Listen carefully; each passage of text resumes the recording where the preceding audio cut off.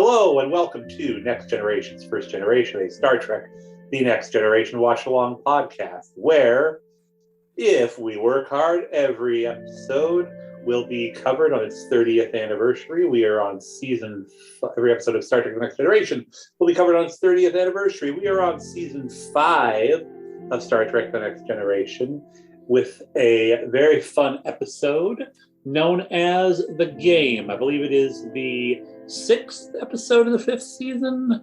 That's what it says. That would be correct.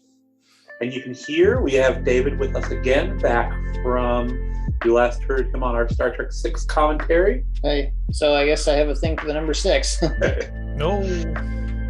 And as always, Sasha, our other co-host, is down in Next Generation, First Generation South, making sure that all of the recording magic happens. Something is going on with Zoom, so why don't we do our countdown to press play? It's going to be a real countdown because I've got it on the TV and Sasha's got it on his computer. Yeah, that's right. It's going to be a legitimate exercise for everybody. So go ahead and just queue up your viewing devices. We are watching this off of the Netflix version.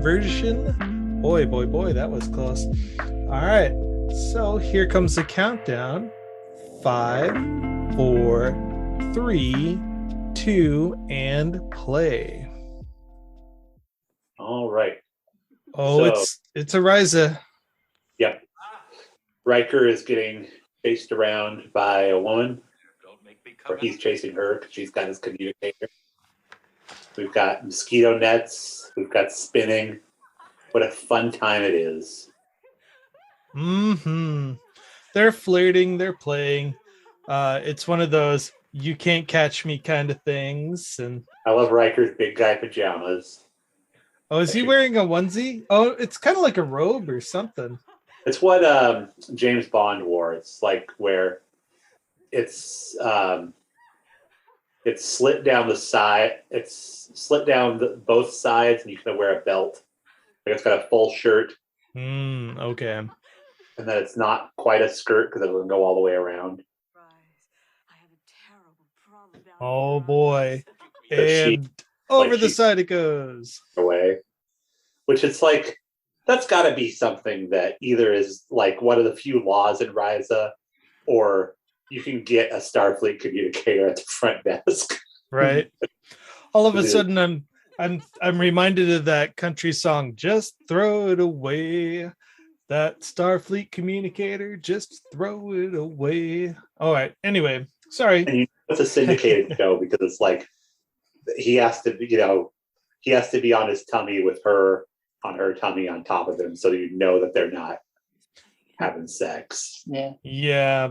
But it is Ryza after all, and they've kind of established early on this is like the pleasure planet. But go ahead, David. This was around like the first big VR craze. I mean, they have the holodeck, so they don't really need that. But this is like got the headset and everything. But it's really, it's exactly what video games do. It gives you an endorphin rush when you are succeeding. Yeah. I mean, it doesn't punish you when you mess up. But it's funny because it kind of it predates, cell phone games. Well, definitely... I mean, this is like what 2000 or sorry, this is 1990. One? Yeah. So VR back then were these big clunky machines on a cart. It wasn't something nice, simple, and clean. There's a really good meme for this game where it goes, "Oh, is it like a PlayStation or something? Oh no, it's got really crappy graphics, but don't worry, it shoots cocaine into your eyes." Yeah. But what we learn really quick is that if Riker likes playing this game more than he likes getting it on, there's a threat to the ship. Everybody likes the game more than they like getting it. Oh, yes. So this episode, if we timed it right, it should be October 28th. You are getting ready for the All Hallows Eve. This episode was directed by Corey Allen. The story was by Susan Sackett, Fred Bronson, and Brandon Braga. Good old Brandon. And Jane Chataway did the music. And I think we see an Ashley Judd in this. Returning as Robin Leffler, Mm-hmm. who I looked it up, has a long life in the novelverse as a member of the crew in Peter David's New Frontier novels. Yeah. Really? Yep. You can tell it's season 5, so you've got the raised lettering. All right. Well, we've got the lady who plays our alien. I believe her name is, I want to say Catherine Moffat is the actress. But I know I've seen her somewhere. I just can't place it. Go figure. And it's funny because this counts as a bottle show. Everything that happens in here, other than that first scene, takes place on the ship. Mm-hmm. How expensive are those effects? They're probably a lot more expensive than you'd think. Oh, well, yeah, 91 everything was expensive back then. But it's a good horror story, and I just listened to Will Wheaton was on a podcast called Kingcast talking about the book Different Seasons, which is where the story Stand By Me comes from. And he really, the 9 cast members of this show were truly his surrogate family at this time in his life. So it's interesting to look at, the emotional arc of this, where it's everybody loves Wesley and then everybody decides to attack Wesley. Oh, well, that's kind of the running joke, is that, he's screwing it up. Okay, so Riker's back on the ship. Oceanus 5. Okay. Oh, that's that Throw It Away song by George Strait, by the way. Absolutely hilarious if you got some time to do some Googling. So Wesley Crusher's on vacation from the academy. They're happy to see him. And there is Ashley Judd. I mean, that's kind of cool that, he could really go anywhere he wanted to, like on Earth or whatever, because you could transport anywhere on Earth. Yes. He wants to go back and work on the Enterprise because he just feels that sense of community there. They're going to joke about he's popular. He's popular enough at the Academy that people like Ashley Judd's Robin Leffler are hearing stories about him and his birthmark and pranks and things. But they kind of imply at the end of it that the birthmark thing is a rumor that he started himself.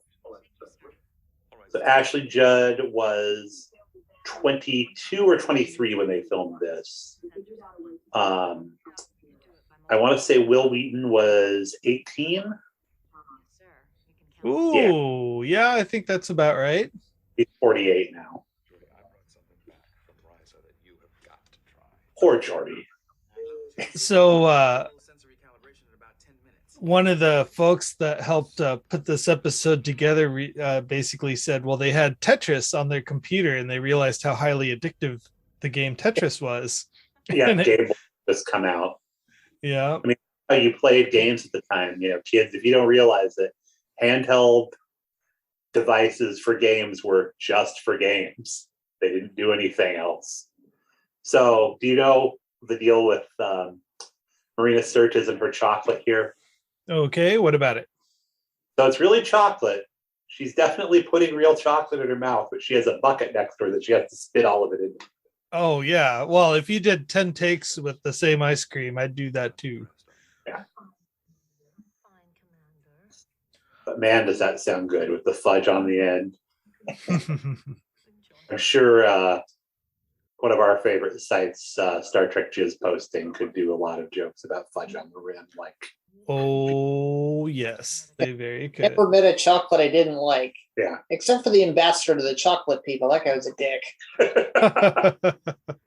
Not anymore, apparently. Mm-hmm. Well, the less said about that, the better. It's the whole experience. First of all, Oh, she's going to do the whole wrap the spoon around the ice cream. And she makes it very sensual. Yeah. Counselor, Willy Wonka just called. Even he thinks you have a chocolate problem.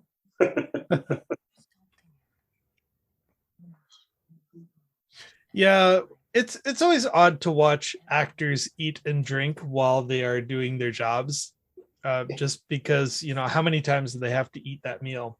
There are a few times where they actually have to chew and swallow stuff. And there is her endorphin rush. She is way too happy about that chocolate. It's funny because this whole thing is about like it's kind of like a Dare episode in parts, especially when Leffler and Wesley investigate what the game does to people. Mm-hmm. It's like, wow, drugs are so bad. Yeah. Wesley, drugs can make you feel good. Well, go back to when Wesley and Tasha Yar were having the conversation, and Tasha said, Wesley, people do drugs because it makes them feel good. That's what David was talking about, I think. Was that? Oh, I'm sorry, David. Okay. Hey, there's Mr. O'Brien, Mr. Wesley. Did you know that when Will Wheaton and Ashley kiss, that is Ashley's first on-screen kiss? Huh. By the way, do you guys prefer the uniforms with the black shoulders and the colored torso, or vice versa, like Wesley's wearing? I'm definitely vice versa. I like what Wesley's wearing. It's funny because it was like they adopted the cadet uniform into being like the standard Starfleet uniform, although that's what Picard's jacket looks like that he got this season. Mm-hmm. Has the black chest and the red shoulders. What? Who turned out the lights? Is Wesley this a surprise party? With all the senior staff. Yeah, for he's a jolly good fellow, for he's a jolly good fellow. I mean, it's We really couldn't get the rights to Happy Birthday. Yeah. It's really nice to see this group, smiling together and knowing, these are genuine emotions. They're not acting this. This group really does like each other, as opposed to when you watch Rosalind Chow and Cole Meany on Deep Space Nine, and it's patently obvious that they are not enjoying any of the romantic scenes that they're playing. Yeah. No, they're really lucky that this cast can work together and they enjoy each other's company. What is Worf doing? He's just looking down at the table. Oh, he's cutting cake. That's what he's doing. Yeah. Okay. I like to see a few Batleth hacks. Throw chocolate at other chocolate. And then you eat it. It's the best game ever. Mm-hmm. Oh, that suite we saw in where Riker was hanging out, that was the same suite that he stayed in Captain's Holiday for Patrick Stewart. Nice. Mm-hmm. Okay, here we go. This is Data remembering that he did not get along well in school. But Wesley says the first time he was there, he got the sonic shower, got him to spray him down with mud. Yeah, it's always been weird how sonic showers work. Also, why do they still call them sonic showers instead of just showers? I mean, we don't say microwave oven still. Oh, I knew a lady who used to call those things radars. Right. But like they detect food. Yeah, no. Well, radar is a form of it's basically a microwave beam sent out, and it comes back at a different frequency, obviously. But apparently, it just in her generation, back in the 60s, I think, it just translated over, and she had carried it. And I talked to a few other people that were, growing up her time too. It's like, yeah, we used to call them radars. I'm like, what are you guys smoking? But that's how it is. For the same reason some folks call a fridge a reefer. Huh. I had a friend that I messed with because we were talking about like accidental swear words inside of regular words, like calling helicopters helicopters. I was saying like and calling refrigerators refrigerators. Oh, geez. All else fails, do it yourself. All right. So, Space wallpaper works. You can do it manually. woohoo! And it's funny, they write this whole bit for Robin Leffler where she has all these like personal laws that she uses. And just like Sonia Gomez, she never comes back. Yeah. I wonder about this. I think we see her in one other episode, don't we? Before this, yeah. Okay. I think I know who was responsible for not appearing anymore on the show. Harvey Weinstein. Oh. Yeah. Wah, wah, wah, wah. Yeah, she's checking him out. Look at that. Oh, well, she refused his advances and, predictable consequences ensue. I guess Oh, HR. She brought her to Miramax from this, is what you were trying to say. No, I was. Oh, okay. Sorry. Yeah. I was joking that I see what you're saying. Yes. Sorry. I was trying. Because like her career, took off. But she was an A-lister for a minute in the early 2000s. HR adventures in the 26th century. Yeah, this is one of those. About data is you can just trick him like this. Yeah, you just turn him right off. Literally like taking candy from a baby. Well, that's a major form of assault. Riker is brainwashed, but still will not trust the words of his female. I don't think he'd be able to lift Data that easily. Okay. How much does he weigh, Data? I feel like a really he good weighs question. like twice as much as a regular person of that shape. Okay. Careful. Be funny if Data just started giggling. That tickles.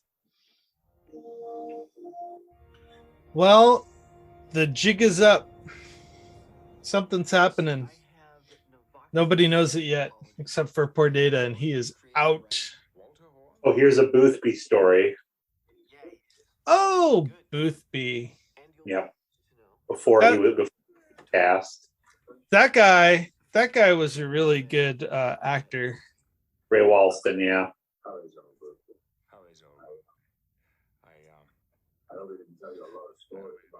And both Autobiography of Captain Picard and Autobiography of Catherine Janeway, they talk about how much they liked Boothby. Cool. And he appeared in both Voyager and Star Trek The Next Generation. Well, Ray was a pretty big Broadway guy, if I remember correctly. And he was my favorite Martian.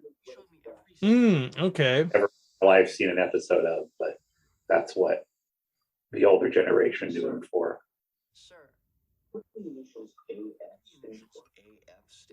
Well, what's before it? I mean, What's before what? AF. Oh, yeah. I mean,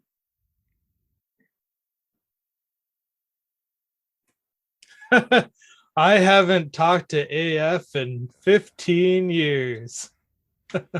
Let's call her now. Can you imagine how uncomfortable that would make Wesley? Guess who saw your initials on a tree at Starfleet Academy? Cadet Wesley Crutcher. Say hello. Can you imagine when Q gives Picard a chance to relive his academy days just after graduation and they're waiting for their deployment where he gets stabbed by the Nausicaans?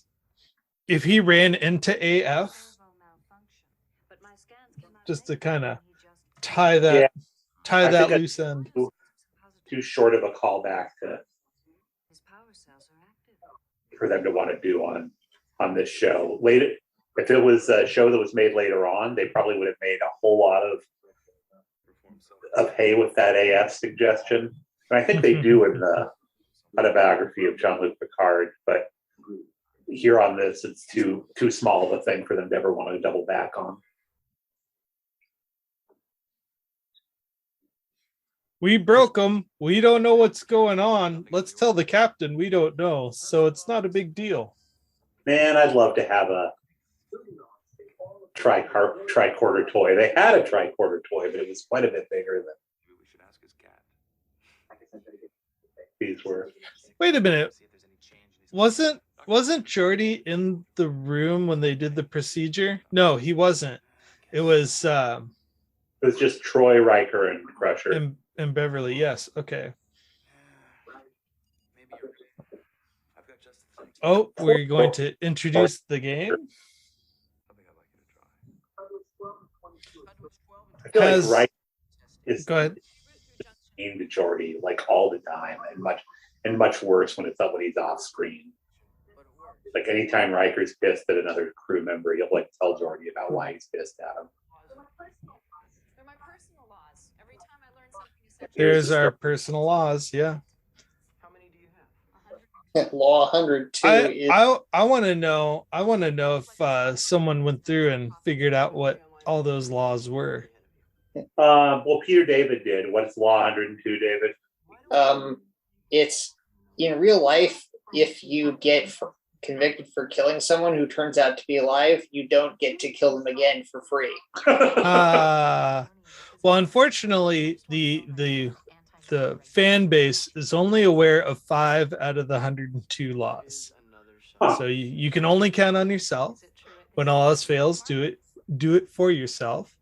You got to go with what works. Life isn't always fair, and always watch your back. But she didn't hold on to the one that Wesley made up when he left. Apparently not. Nothing, no distance of space can separate. A couple of light years can't keep good friends apart. Yeah, that's the end of this episode. Law 103. He's like, we're totally into each other, but we're not going to date. You can tell she's a little more into him than he is to her, though. Yeah, they did a good job of that. There's the beautiful ship. It flies in the sky.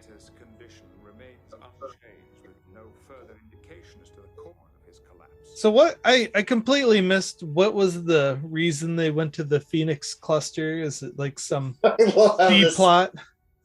You notice that the subtitles just said gasps of pleasure. Mom. Not the face I wanted to see right now. Man. I'm gonna put this away for a minute. That really kills my lady boner. Yeah. Walking in on your mom having fun on a VR headset. What's going on here? Oh, jeez. Is this going to be like the time I washed my hair with your Pantene Pro V? Oh. Oh, Gates McFadden's wigs. Yeah, I could never tell when it's her real hair and when it's a wig. I don't think at any point is it her real hair. Really? Huh. Gates McFadden's wig. I did not know about this at all. About Gates's wigs? Yeah. Oh. Why don't you invite her? We can all play the game together. I can replicate it. What? Yeah. I found a tweet of her talking about twerking. That's not what I expected to find. Then we'll just replicate a whole room from them and then go Scrooge McDucking through it. Oh boy. Yeah, so what's interesting is you're going to see more and more pressure from the adults to try this new game. Mm-hmm. And it kind of makes me wonder, like, if your parents just said, here, try this, I mean, you'd be like, sure, yeah, whatever. Yeah. Like there's a definite sense of Wesley needing to abstain, and I don't know where it's coming from.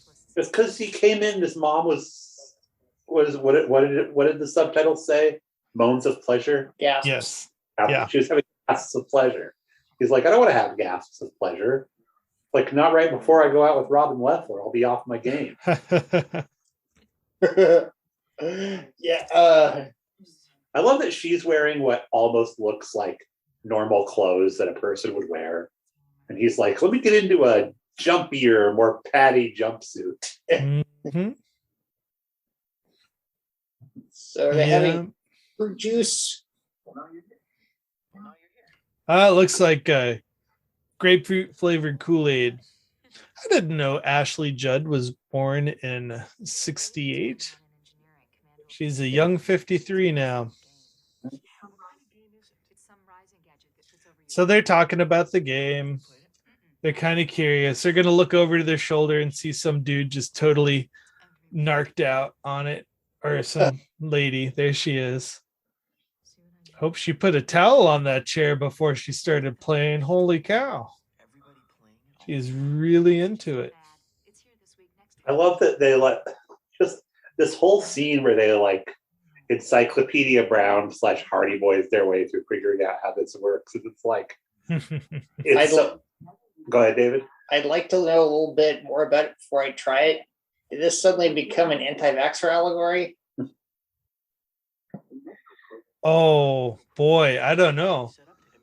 That would I can't see it translate that cleanly, but basically think of it this way. This is Invasion of the Body Snatchers, where you're either with the body snatchers or you're one of the victims trying not to get snatched.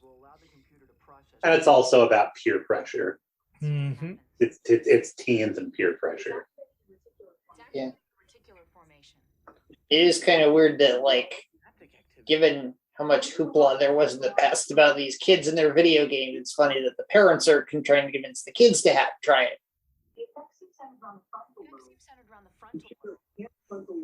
Now, this is where, even back then, in 91, and I was watching this and I was just 11 years old, I found it a lot of fun that they could basically simulate the responses of a brain to explain why this works.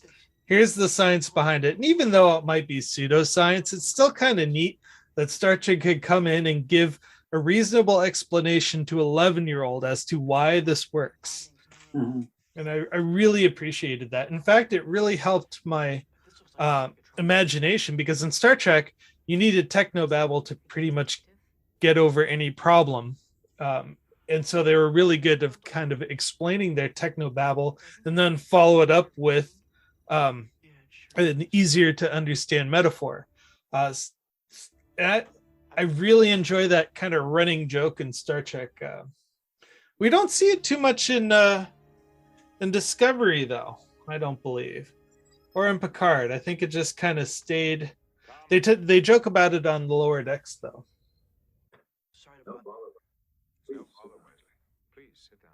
So, tell me about why you don't want to play the game.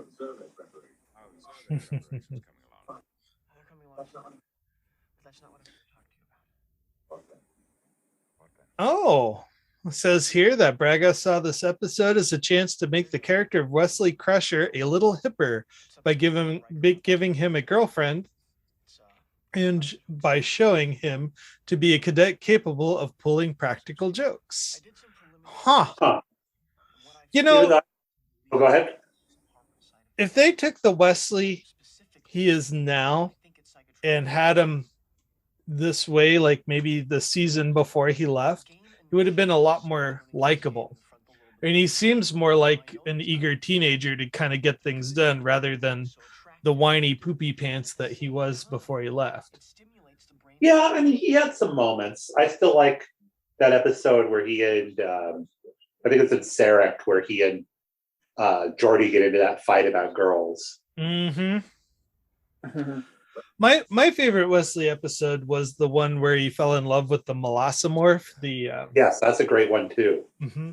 Because really his reactions were genuine. They were very relatable. Made me think about I think I said it on that the Merlin squirrel in or in Sword in the Stone. Yes. Or the squirrel, and he turns back into a boy. It's just like, you could never understand. So I don't know. Go ahead. I don't know why Picard would have ended up using that game when they're in the middle of a mission. Well, But you know, he doesn't really have a choice. He just tried it, makes it feel so good. He probably thinks, oh, okay, well, business is over. I'm going to send Wesley out, and I'll go ahead and play this game. And that's the whole thing, is that it's too good not to try. I've tried it. Thanks. It's great. Oh, there's Miles. Hey, did you forget your headset? Did you want me to replicate one for you? Everybody's after me to try it. I would have loved to see Alex Siddig in this episode. Oh yeah, he would have done great as somebody addicted to that. I hate coming to this bar. Everybody wants me to take heroin. Little did they know, I already put roofies in my drink, so the joke's on them. Also, I couldn't have Guinan be in this story because she wouldn't have been. When they do the whole, like, who's the one person on the Enterprise that can't be compromised? Oh, Data. Compromise him in a very specific way, like they just did. Well, Ensign Rowe, too. I mean, didn't we just see her come on board a few episodes ago? Yeah, but I think she would get into the game fairly easily, but Guinan wouldn't. But she also would be like, I'm just gonna hide out in my quarters and let Wesley and Robin figure this out. And if it's really an emergency, I'll fix it. Guinan is in her little known biannual hibernation phase, where it's like, don't wake me up until the Borg show. The signal stops just below his cortex processor. So there they are. They're trying to figure out what's wrong with the data. And they're doing the scans. They're going to find out it's sabotage. Some nice redone graphics there from Sabotage, a song that was still popular only 100 years ago their time. Sabotage. People on board know enough about data to do My mom is Jolie.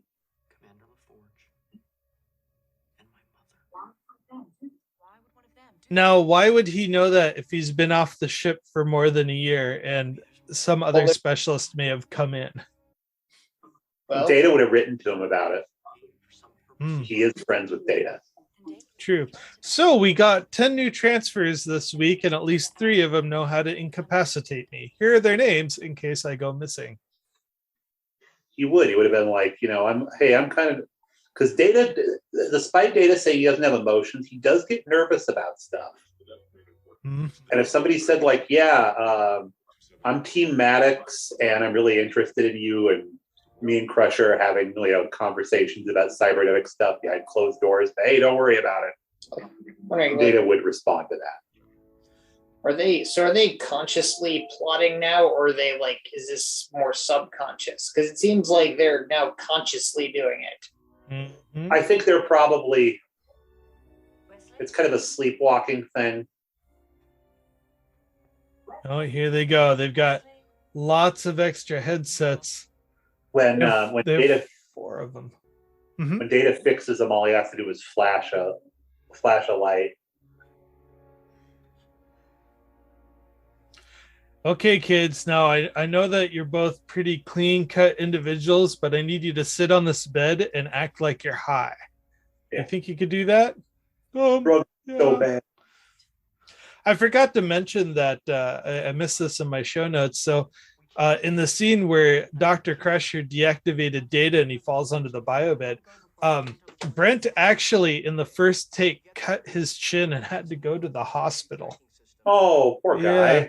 And then as soon as he came back, they're like, okay, let's do this scene again. always watching? Yeah. So now they're together but isolated. They seem to be the only ones working on this. I like this ship. That kind of looks like Defiant. A little bit. We've seen that ship a couple of times. It's been redressed. It used to be the plague ship from when Troy was about to get married to a betrothed human, if you remember. Oh yeah. So, Miss Mofat here is also on Deep Space Nine. I don't know if you remember that or not. Oh, who'd she play?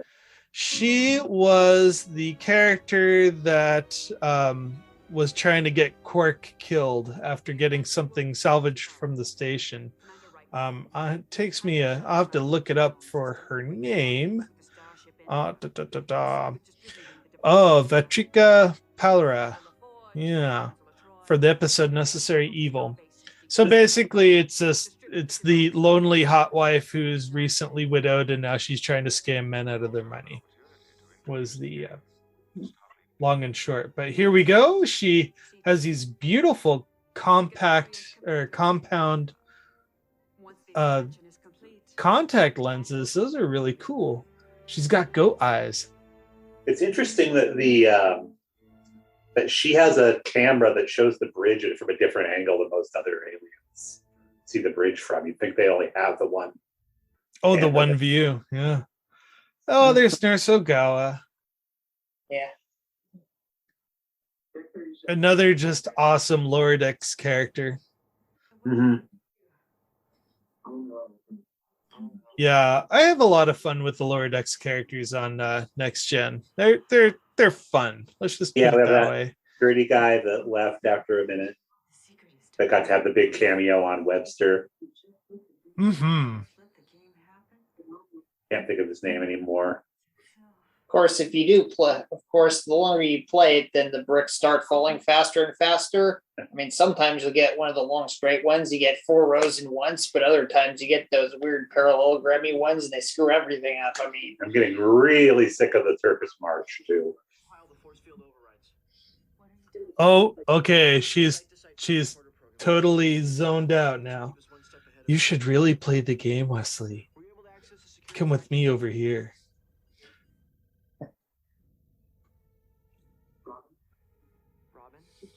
Nope. Robin's not here, Wesley. Oh man, the 2 biggest guys. 2 guys. Jump over the table. The only time people run on the Enterprise. I'm like a rat. Does this ship have stairs? I wonder if it does. You'd think it would happen. Well, I guess but it has is the Jeffries too through the stairs. They have ladders for sure.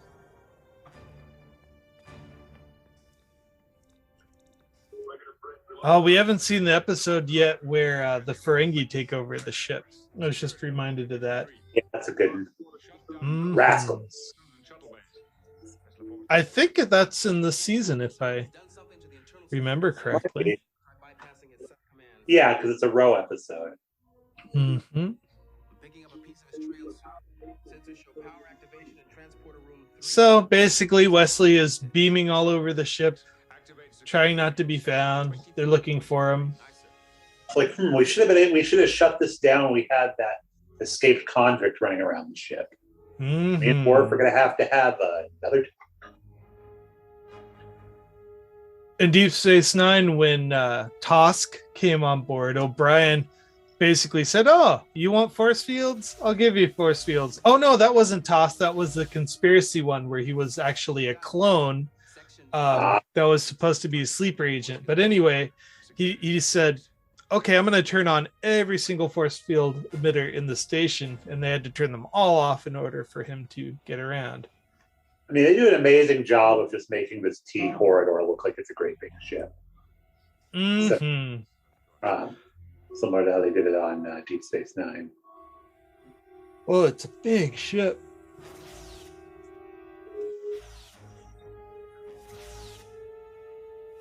Phasers work differently now that you wouldn't be able to, in Kirk's day, you wouldn't be able to have a phaser just fire like that. Would run out of juice.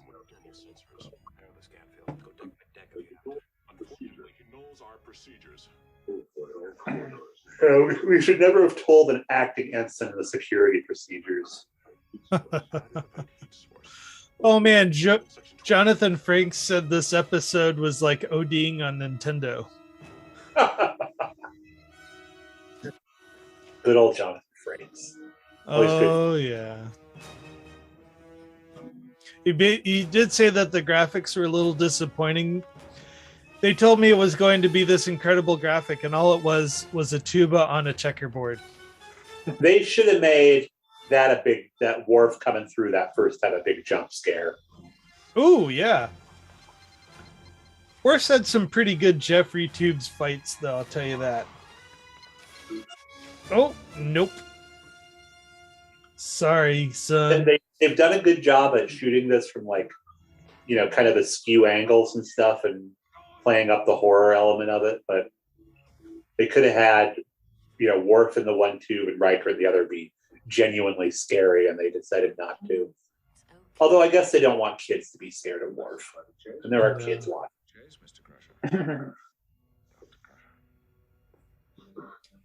You must try this with Wesley. tea, son. Try it. Try it with tea.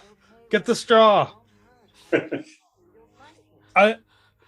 How neat would it have been if they pulled out the Clockwork Orange, the eyelid lifters? I wonder if those are actual cast members' hands or if those are hands of people that are trained to do that in an appropriate way. I don't know. That doesn't, hurt the actor. Well, they probably had their fingers worked on, so their fingernails aren't so hard. Yeah. I don't know. Oh, that's a big tuba. That's right, Wesley. Just let it go. There it goes. But fortunately, Wesley had left with Data operational yet mute, I believe. No, he can talk. He's just choosing not to. I love this. And just like Pokemon, a bunch of kids had seizures. I know, right?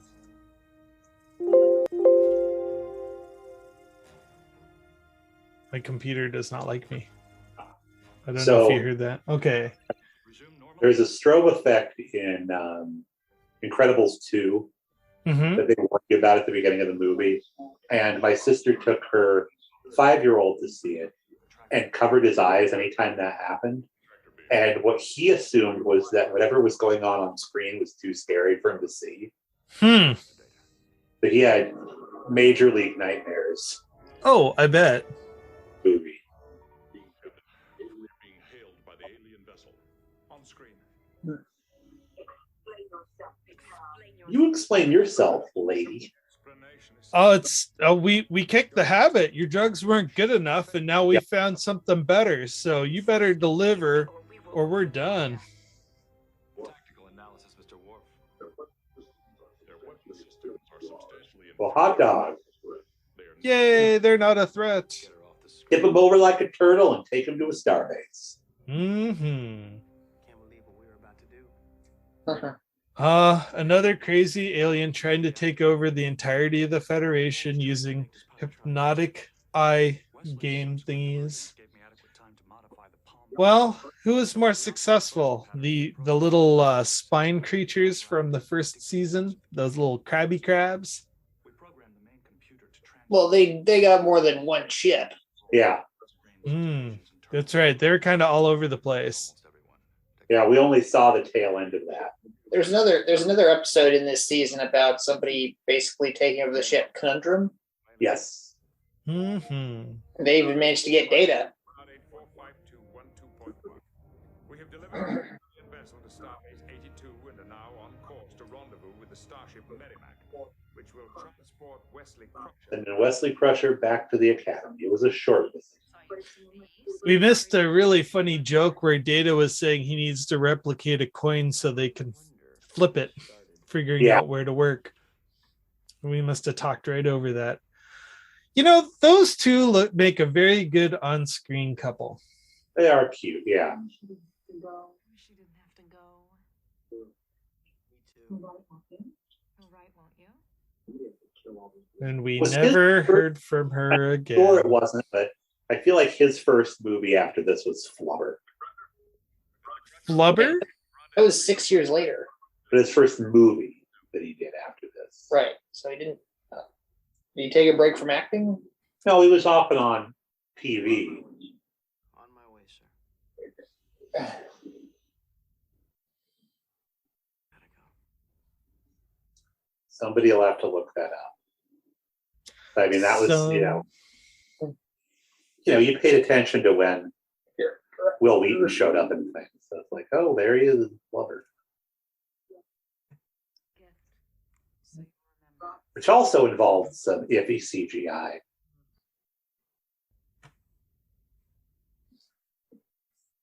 So there's the book. She gonna read it? Nope. I could see her character running with the Lower Decks crew. Oh, yeah. Or a version of her. She's like a really tame version of Tindy, I guess. No, I take that back. She and Tindy would definitely get along. Mm-hmm. Kind of funny if she was like Charles Schultz and like anytime someone else gave her an idea for what she says, well, there's one I'll never use. Yeah. Yes, famously, Charles Schultz, people would come up to him and be like, hey, here's how a good Peanuts cartoon. And he'd be like, okay, well, I won't ever do that. All right. Well, shall we rate this sucker? Yeah. You know what? I'm going to give it a good solid 5 out of 5. I absolutely love this episode. As a kid, I was totally freaking out because, there's a video game involved. We haven't seen Wesley in a long time. He's got friends. People are happy to see him. All of a sudden, the ship starts turning against him, and we don't know why.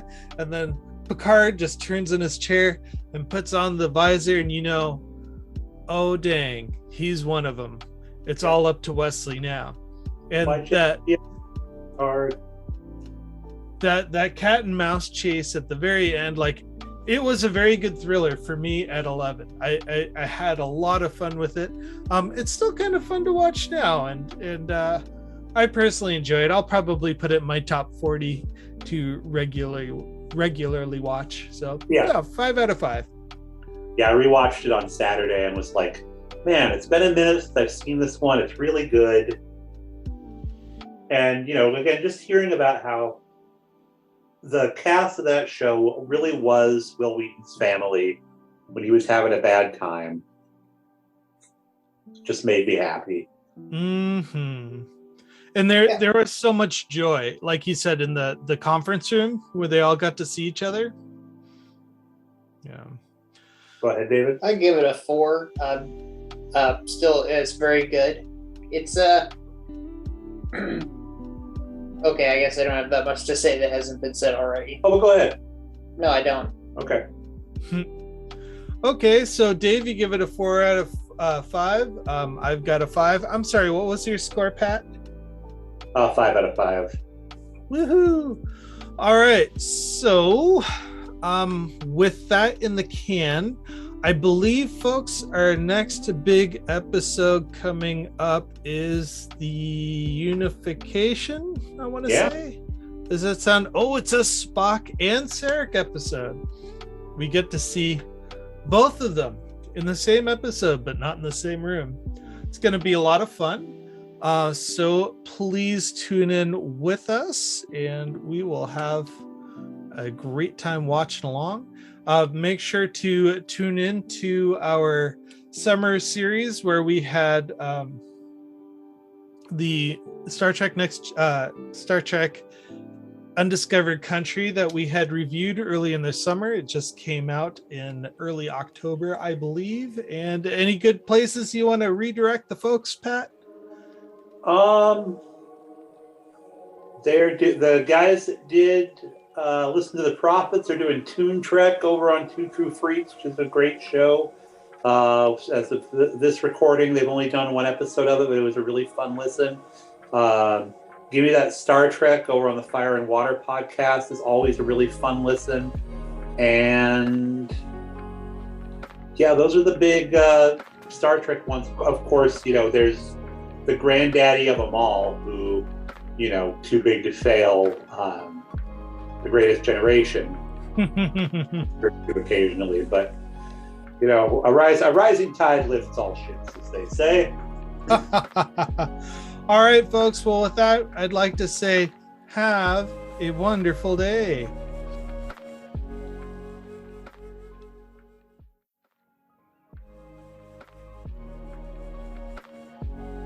Music provided by lofigirl.com.